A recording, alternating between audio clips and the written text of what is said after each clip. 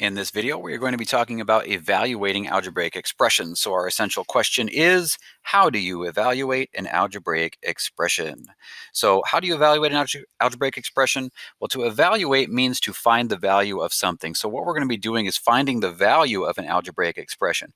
In our last video, we did not find the values of our algebraic expressions because there was something that was unknown, and we used a letter or a variable to represent what that unknown was. Now we're going to know the value of the variable, and now we need to find the value of the expression. So to do that, we're going to replace the variables with what we know their values are. And then when we do that, it's going to become a numerical expression, and we're going to be able to work it out using the order of operations, and that's the second thing we'll do. So the first thing we want to do is replace the variables with what we know that they equal, and then work it out using the order of operations. So let's take a look at these algebraic expressions, and we're going to evaluate each expression if a equals 5, b equals -2, and c equals 10. So this first one, 3a minus 5, this means 3 times a minus 5. So we're going to replace a with what we know that it equals, and a equals 5. So I'm going to replace that with a 5 and not make it 35. It's 3 times 5. Remember, a number next to a variable means multiplication. So that's 3 times 5 minus 5. And then now I need to use the order of operations to work this out. And 3 times 5 needs to be done first. Multiplication comes before subtraction.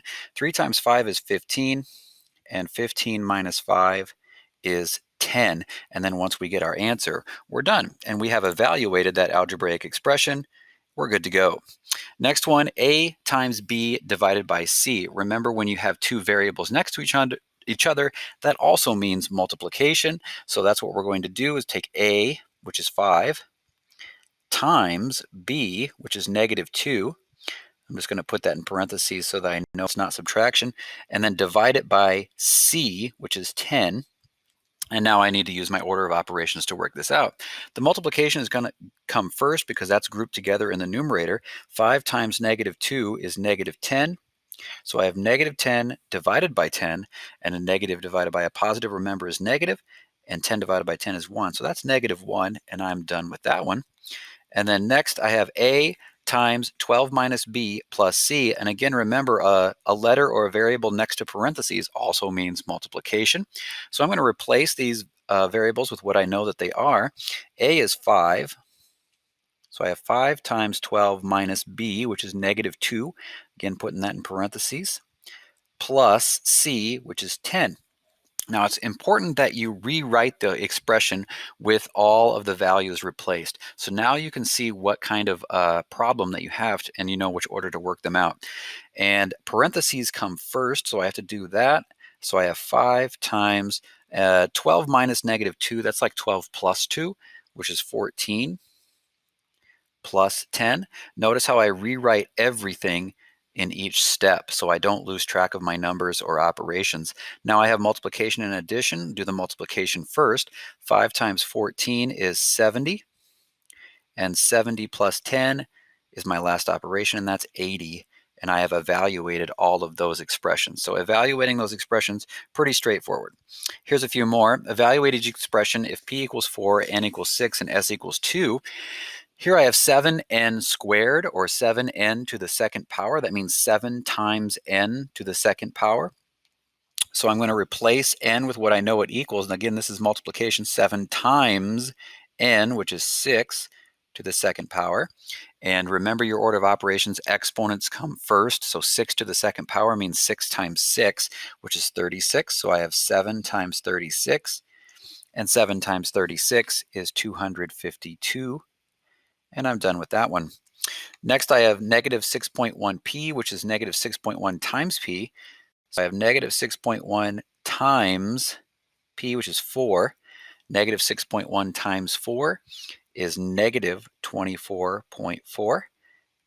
Done with that one. Next one, 5 minus s. S is 2, so I replace s with 2. 5 minus 2 is 3. Done with that one. And then the last one, 1.5 times p plus n. I have 1.5, p is 4, and n is 6.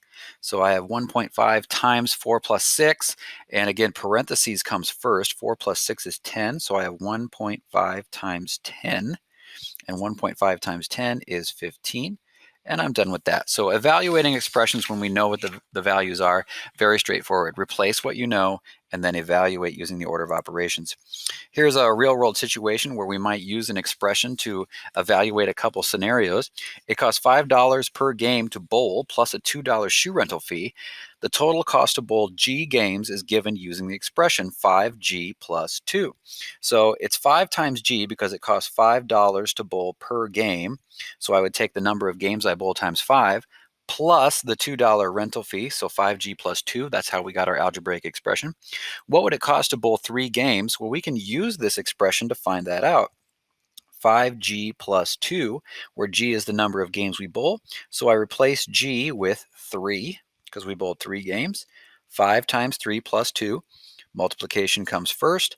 It would cost $15 plus the $2 shoe rental fee, and that gives us $17 to bowl 3 games. What would it cost to bowl 8 games? Again, I'm going to use the expression 5G plus 2, but now G is 8 because we're bowling 8 games, so 5 times 8 plus 2. 5 times 8 is 40. 40 plus 2 is 42, so it would cost $42 to bowl 8 games. So using an algebraic expression to solve multiple problems there. Here, we're going to start from scratch, and we have, that should say, rental fees for 2 different car companies are shown in the table. Write an expression that represents the total cost of each company for any number of miles. So I've got Star Cars, and they charge $35 plus a 17-cent per mile fee to rent their cars. And we have Wheel Deals, and they charge $50 plus 10 cents per mile to rent from their company. So an algebraic expression for each company, find the total cost at Star Cars. Well, at Star Cars, it's going to cost $35 plus 17 cents per mile, so that's 0.17, times the number of miles I drive, which is unknown or changing. So that's going to be M, 35 plus 0.17 M. And then at Wheel Deals, it costs $50 to rent a car plus 10 cents per mile, so 0.10 times M. And those would be our algebraic expressions for calculating the cost at either company. Now we can use those to answer these questions. Which company would you choose if you had to take a 150-mile trip?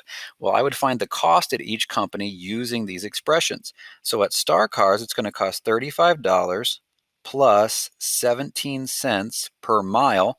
Well, now I know the miles is 150, so I'm going to replace M with 150. And that gives me 35 plus 0.17 times 150 is 25.5, which is 60.5, so $60.50 to rent a car for a 150-mile trip at Star Cars. At Wheel Deals, it would cost $50 plus 10 cents per mile, so 0.10 times 150. That gives me 50 plus 15, which is $65 at Wheel Deals. So which company would I choose if I was taking a 150-mile trip? I would choose Star Cars because it's cheaper to rent a car for 150 miles there. Which company would you choose if you had to take a 240-mile trip? Well, you might think it's cheaper at Star Cars because it's always cheaper there, but we'll see that that's actually not the case. It costs $35 plus 17 cents per mile, so now we've got 240 miles, and that gives us 35 plus, and 0.17 times 240 is 40.8, which gives us a total of $75.80 to take a 240-mile trip at Star Cars. Now at Wheel Deals, it's $50 plus 10 cents per mile, so 10 cents times 240 gives us 50 plus 0.10 times 240 is 24. It actually costs $74 at wheel deals to make a 240-mile trip. So it's actually cheaper at wheel deals if you take a 240-mile trip. So we used our algebraic expressions here to find those and to answer those real-world questions. So evaluating algebraic expressions, substitute what we know about the variables, and use our order of operations to evaluate.